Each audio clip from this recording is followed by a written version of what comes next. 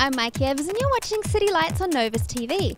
Now today we are taking a peek into the world of gaming at the 6th Annual Game Design Expo. It's put on by the Vancouver Film School and we'll be chatting to some of the leaders in the industry and finding out what gaming is all about. Let's have a look.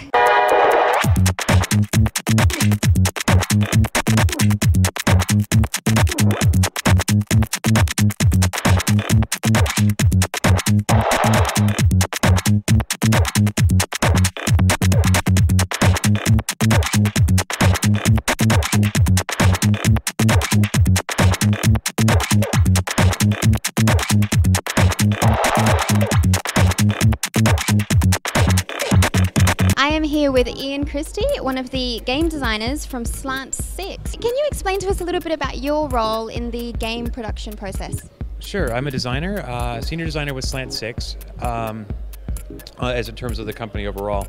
On this project, I'm the lead campaign designer, so I help to make sure that all the narrative missions make sense and tie together and have all the presentation elements in the right place and whatever, and I coordinate with the various departments to make sure that all happens.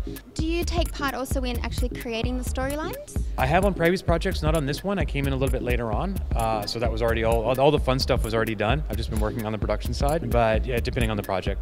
Can you tell us some of the exciting features that are coming up that gamers might be, really excited to hear about? It seems to be going with a much larger memory footprint, so there's a lot more options for content, a lot more user-created content, which I really enjoy personally. I like the innovations that people bring to it, and everybody's got a little bit of a different imagination, so that's cool.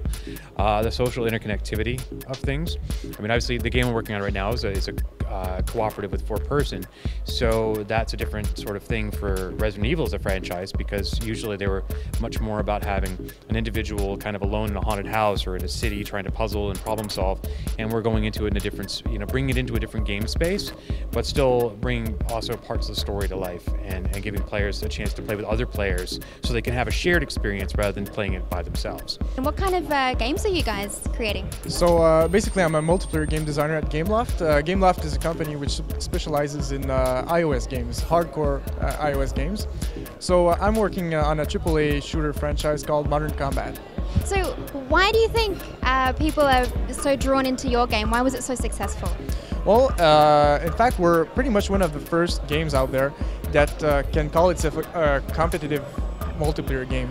So on the iPhone, it's rather rare to find games where you can have a very balanced, decent multiplayer experience to compete against other players. And I think that with Modern Combat 3 we've achieved a game where level of competition that can be compared to any console game out there, like the Modern Warfare series or Counter-Strike or the like. What is your role in the game? Like, what did you do? What did you create? I am the senior combat designer on the team, so I function as the lead designer of the core mechanics. So that deals with the second-to-second gameplay. And what do you think, what's the exciting thing about your particular game? You said there's open world experience. Beyond it's an open world game, so that means the player has the choice to do whatever they want. They can stay to the story mission, they can do side missions, or they can just have fun walking down the street and killing civilians. And the other particular aspect, because there are several different open world games out there, and the aspect that makes ours stand out beyond the shape-shifting capabilities of our main character is we allow the player to live out their ultimate power fantasy. So you can be your own version of Superman or Wolverine or Spider-Man kind of thing. You can be as good or as bad as you want to be. What is your favorite combination?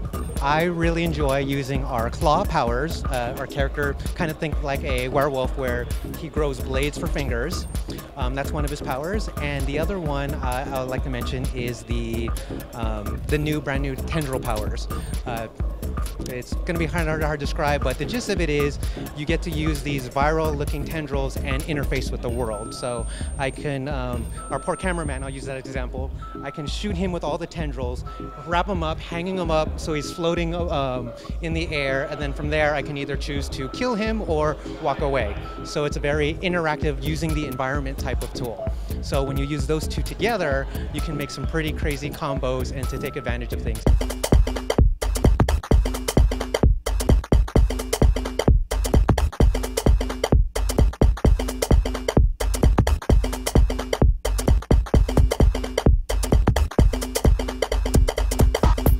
Well, things are really gearing up here at the Game Design Expo. Now, if you want to turn your passion for gaming perhaps into a career, check out VFS.com for all the details. I'm Maike, you're watching City Lights on Novus TV.